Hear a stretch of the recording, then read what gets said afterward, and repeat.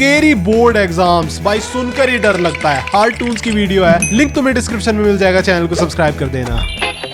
हर महीना वैन के 800 रुपए बचाने के लिए हम लोगों ने साइकिल से स्कूल जाना चालू कर दिया। स्कूल में बहुत सारे बच्चे होते हैं जो साइकिल पर आते हैं, लेकिन उनकी साइकिल की हालत खराब कर देते हैं स्कूल वाले। क्यों? क्योंकि वो बस के एक पीछे वाला एरिया होता है ना, वहां पर खड़ी करवाते हैं जहां पर डायरेक्ट धूप पड़ती है और सीट इतनी गर्म हो जाती है। Oh yes, oh no.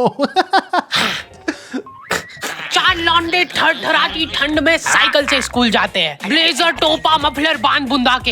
एक तो ये ब्लेजर दिक्कत ठंड की नहीं है, दिक्कत ठंड की नहीं है कि साइकिल पर ठंड में जाने में तो बहुत मजा आता है, लेकिन दिक्कत ये है कि गर्मी में भी जाना पड़ता है और बारिश में भी जाना पड़ता है। उल्का 2 जेब थी हमारे ब्लेजर में और 2 ही अंदर की साइड थी। हमारे स्कूल वालों को लगा कि बाहर जेब का मेरे क्या में तो एक ही है, मेरे में तो एक ही है यूज हो अंदर, सकता और है। बाहर 2 है। वैसे बाहर 3 है, बल्कि बाहर 2 नहीं होती, 2 एक इस साइड, एक इस साइड, और अंदर एक यहाँ पर। इसलिए उन लोगों ने बाहर जेब ही नहीं दी।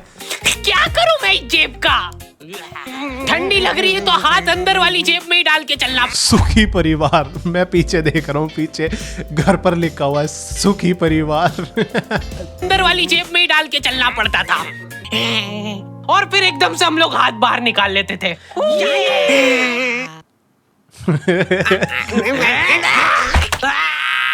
ओह शिट भाई, मजाक बना के रख दिया डिसेबिलिटी को। हमारी लोगों की रिस्पेक्ट कम हो गई थी हमारी वजह से, भाई। लेकिन लड़कियां खुश हो गई थी इस भाई उसका वो क्या बोलते हैं, उसको डोगा बोलता हूँ मैं, तो डोगा मारा भाई उसको। इनोवेशन से। उनको लगा था कि ब्रा का खर्चा नहीं करना पड़ेगा, अपना जो भी सामान है उसको एकदम जेंटली इन जेबों के अंदर प्लेस कर देंगे। लेकिन इसमें एक छोटी सी दिक्कत थी। स्कूल वालों ने लड़कियों के ब्लेजर में एक ही जेब रखी थी। तुम लोग नहीं समझोगे कितना। लड़कियों का ब्लेजर मेरे स्कूल में तो सेम था, लेकिन मैंने ये सुना है कि अलग अलग स्कूल्स के अंदर लड़कियों के ब्लेजर्स अलग है, जो कि एक्स्ट्रा गर्म है और एक्स्ट्रा कंफर्टेबल भी है, और लेकिन लड़कों के ब्लेजर ऐसे नहीं है। सामान घुसाना। वो बेटर आइडिया हर था। रोज लेट होते थे हम लोग स्कूल, क्योंकि मेरी साइकिल की चेन ढीली थी। थोड़ी सी भी स्पीड बढ़ाते थे तो वो चेन उतर जाती थी।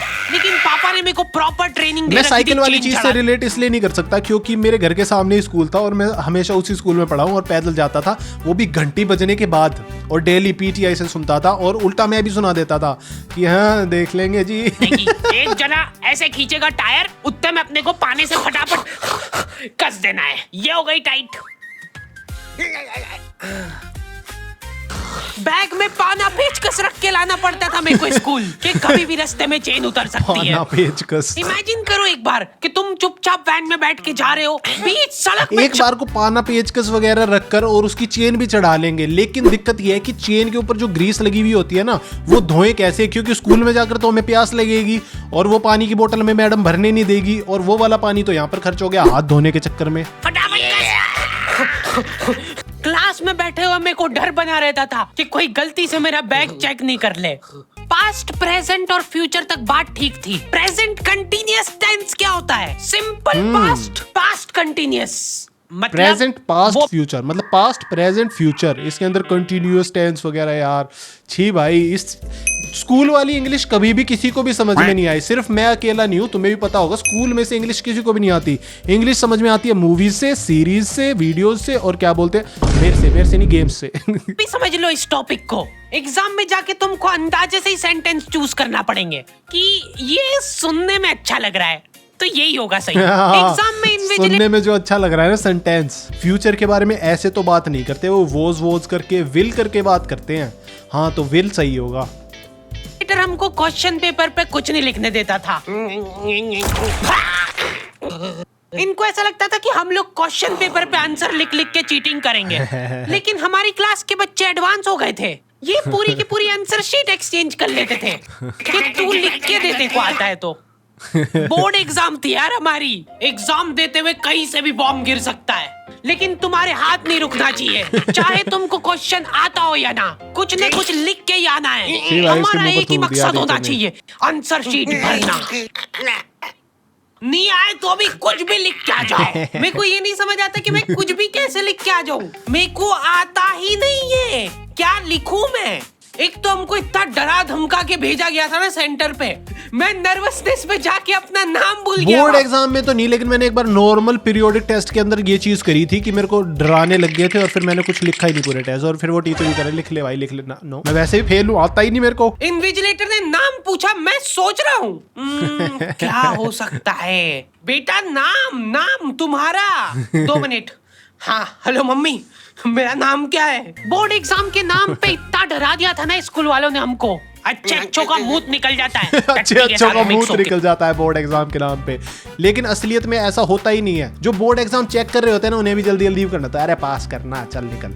जिसके चारों तरफ सैनिक तैनात रहेंगे, बिना एडमिट कार्ड के वहाँ पे आसपास भी भटकते हो मत दिख जाना, जिंदा जला देंगे वो लोग। और अगर चीटिंग करते हुए पकड़ा गए तो ना तो तुम हमको जानते हो ना हम तुमको जानते हैं। हम लोग एग्जाम वाले दिन सेंटर पहुंचे तो बच्चों से ज्यादा इसलिए चीटिंग वाला पार्ट जो है ना, वो स्टार्टिंग के आधा घंटा 15 मिनट, आधा घंटा या फिर 1 घंटा कर लो मैक्सिमम। मेरे ख्याल से 45 मिनट्स इज बेस्ट। आर्मी वगैरह खड़ी थी वहाँ पे टैंक लेके, वो सिक्योरिटी वाले एक एक रबड़ का रैपर निकाल के देख रहे थे कि उसके पीछे तो नहीं लिख के लाया कुछ।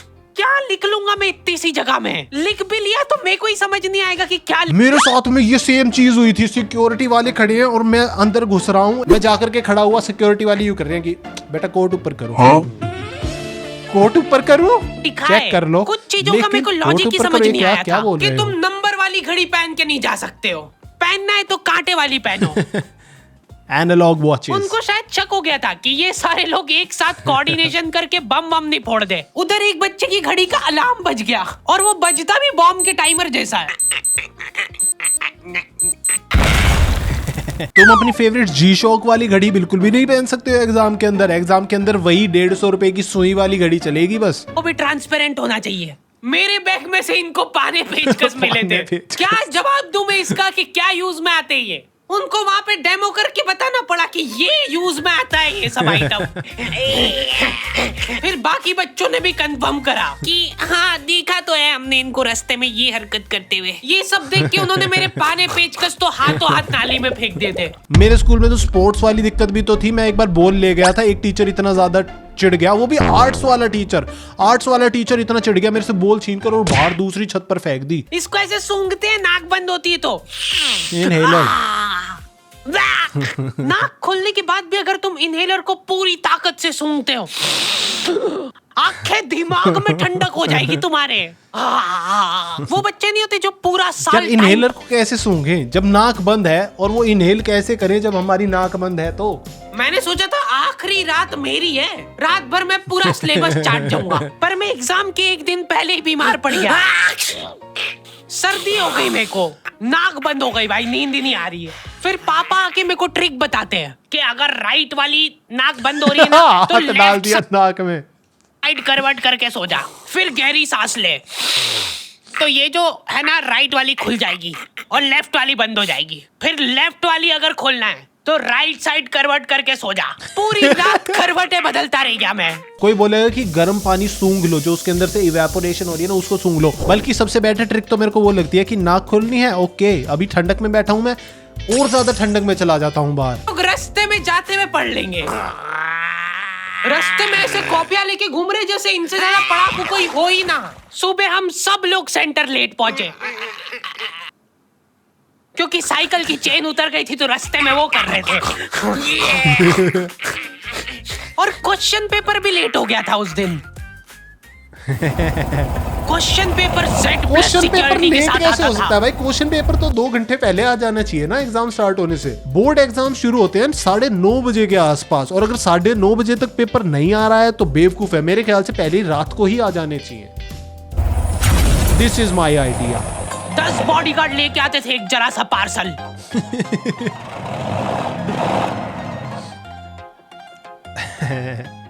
और फिर देने के बाद बोलते थे ये असली पार्सल नहीं है। असली नहीं है तो जोर से भी बोल सकते हो। इनको डाउट था कि इतनी सिक्योरिटी के बाद भी कोई पेपर चोरी कर लेगा, तो ये लोग इतनी सिक्योरिटी में नकली पेपर लेके आए। असली पेपर तो एक और बॉडीगार्ड नाले में तैरता हुआ लेके आ रहा है। ये पानी पेचकस किसने डाले नाली में? ये लो।